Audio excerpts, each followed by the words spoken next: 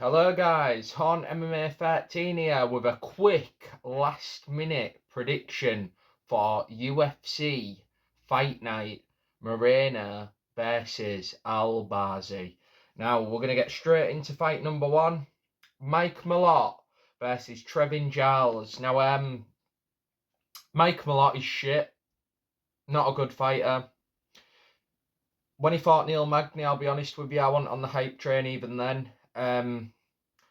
He was already in his 30s. He was pretty fucking shit before that. He had a few performances what got people hyped up, but he'd not really, fought anyone who was gonna even be a test to get into the rankings. Like usually a fighter when they're coming up, they'll fight someone like who's gonna be that step below the rankings. I felt like he was just kind of thrown in there. He fought Neil Magny. Neil Magny's probably one of the, I'd say probably out of any division in the UFC, apart from heavyweight, one of the least talented top 15 fighters in the UFC.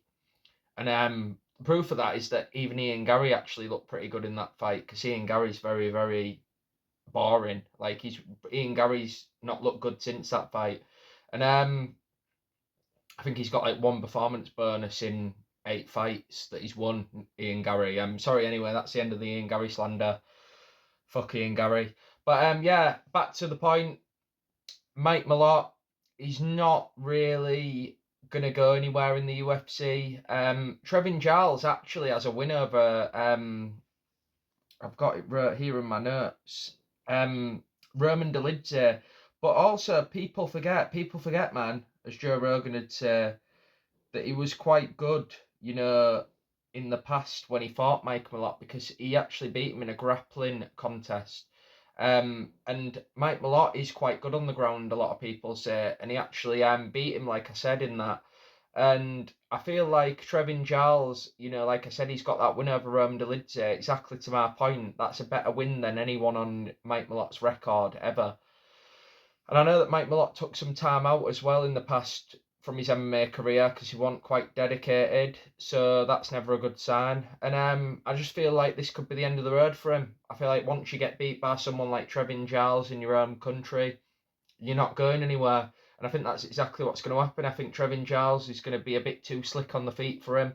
And I think he's going to be a lot better than him on the ground as well, which has been proven. They've had a grappling match before. So I think it's going to be a pretty easy win, but it might be a 29-28 simply because Mike Malott's at home. And I feel like if there's a close round early on, the first round, they might give it to him. But I can see a 29-28 win for Giles when he takes over in the second and third and makes it clear enough where he's not going to get robbed. And yeah, I think he's going to get the decision. Moving on. Fight number 2 on the main card, I must add. Marc-Andre Barriault versus Justin Stolfus. I don't know if that guy's German. I've said in my previous videos, I like the German fighters. There's not enough of our guys out there. And Stolfus has lost in the past to Kyle Dorcas. Never a good sign. So it's hard to ever pick him in any kind of fight in general. Marc-Andre Barriault's a slugger. He just likes to slug it out on the feet. He's similar to one of his previous opponents, Chris Curtis.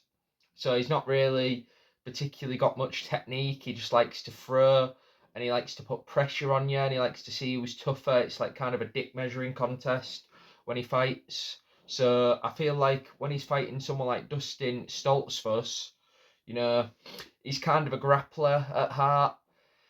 He's not beat anyone of note.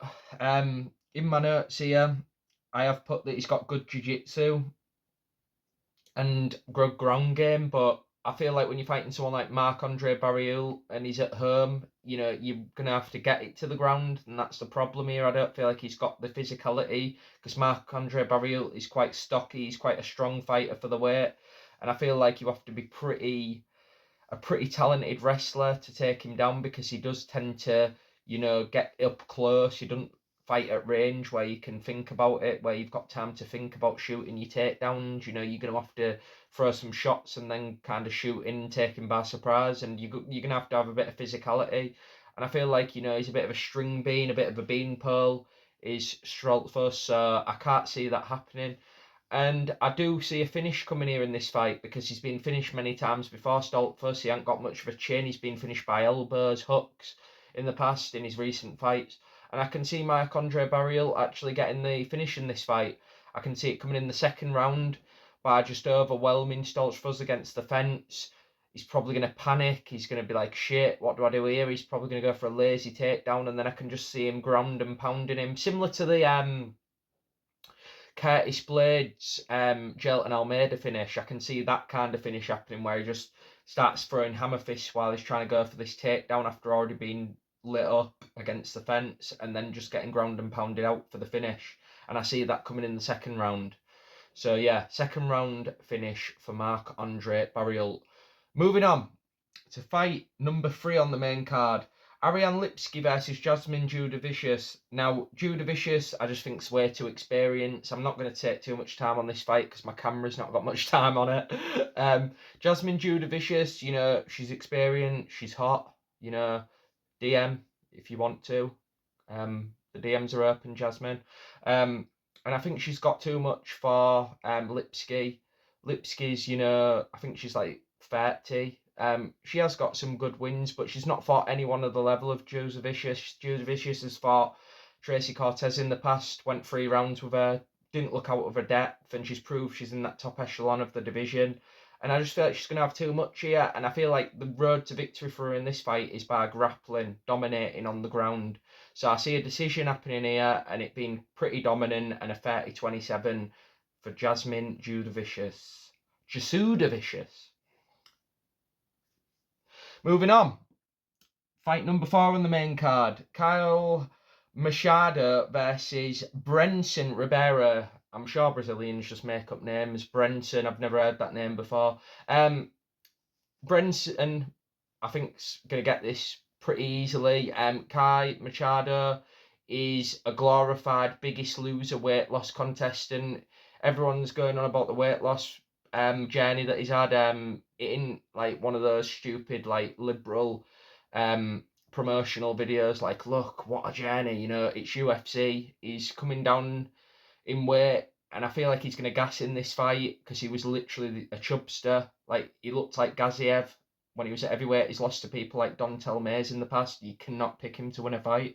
And Ribeiro, he's got good stand-up. I feel like he's going to get the finish probably early in the second round because I feel like he might be strong in the first round, with a weight advantage. But that is Machado, that is. He's going to be quite strong in the first maybe, but then he's going to gas, and I feel like he's going to be done by early round 2, and he's going to get finished. Probably similar to the Barriel fight, probably some kind of situation where he just shoots for a takedown because he's had enough. I feel like he's going to use his wrestling in the first round, gas out, and then he's going to be a sitting duck in the second, and I can see an early second round submission where he just gives his neck up and gets rear naked choked. Moving on to the co-main, Rose Namajunas versus Erin Blanchfield. Now, Rose Namajunas, I know she's won the last 2 fights, but there've been decisions. She's looked less and less impressive in a recent fight. She's getting up in age now. I feel like her time's coming to the end. It's, women's lower divisions, they don't have as long of a shelf life, and she's coming to the end of her career here. I feel like Erin Blanchfield, 25, which is actually probably prime age for someone in a lower weight class. So I feel like she's going to be really, really up for this. And I feel more importantly, she's learned in the last fight not to strike with a high-level striker. I feel like as a younger fighter, she had a bit of an ego. And I feel like she's going to learn from that and know that she can't strike with Rose. And she's going to do what Yang Weili did in the second fight, but not as boring, I hope. And just dominate her with the wrestling and get the win there. And I can see it being a boring decision. I feel like. So yeah, main event now. Brandon Moreno versus Amir Albazi. Now, Albazi fights once a year. Although, unlike in my previous video when I was on about Paddy Pimblett, who does the same, I'm not too disappointed in that because he's a very boring fighter. He's coming off a robbery against Kai Kara France. I do feel like, as far as Brandon Moreno, he's kind of been exposed as a bit of a one-dimensional fighter, because in his fight against Pantoja, which was his second defeat against him, the wrestling, he just didn't look all there. And then against Brandon Royval, who's, you know, the main contender in the division, he also got exposed in the same way. That's where he lost that fight, because it was a pretty close fight. And I feel like it's a nightmare matchup for him. Albazi, you know, mixes it up. He's got very varied submission victories, key locks, rear naked chokes, triangles, arm triangles. He's probably one of the best grapplers slash jiu-jitsu practices in the UFC, which not many people mention. Albazi, you know, as much as I'm not a fan, he's a very good jiu-jitsu fighter. And I feel like in a fight against Moreno, that's probably the kryptonite for Moreno, because he is decent at defending submissions. But I feel like if you're someone who can, you know, go and switch things up and be a bit different, a bit creative, that's where you could catch him.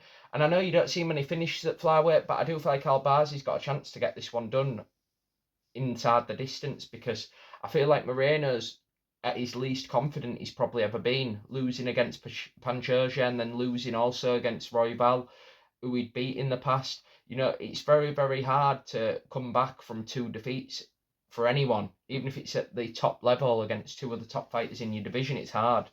And I feel like he's going to be able to get it done here, Albazi. I feel like Moreno's one of those fighters who likes to fight that Mexican warrior, Mexican fighter. You know what I mean? One of those things. Aztec warrior. You know, one of those Mexican like style brawls where he likes to, you know, show you that he's a Mexican warrior. But he's not going to be able to do that in this fight, because Albazi's a lot more technical, in my opinion. I'm not saying Moreno's a slouch on the feet, but I feel like he's more of a volume striker, and his speed helps him a lot. And I feel like Albazi, you know, showed in the Carafance fight, even though I think that was a robbery, that he's got the speed and the technical ability to land shots against people and get out the way of theirs. And I feel like that's tiring for a fighter. So if he can get to a position where he can get him to the ground after maybe throwing a flurry of shots, he's going to be able to have his way with Moreno. And I feel like he can wear him down enough where in the 3rd, 4th round, I'd probably say 4th round, because I feel like Moreno is very, very durable. He can maybe get into a position where Moreno's a bit overwhelmed, and then he can start landing shots and possibly get the submission off of that. So my actual prediction is going to be an Albazi submission victory, probably rear naked choke, and I feel like that could give him the title shot, because he's coming off a robbery. You couldn't give him the title shot off that. This will probably rubber stamp it, and I feel like this is going to be the title shot.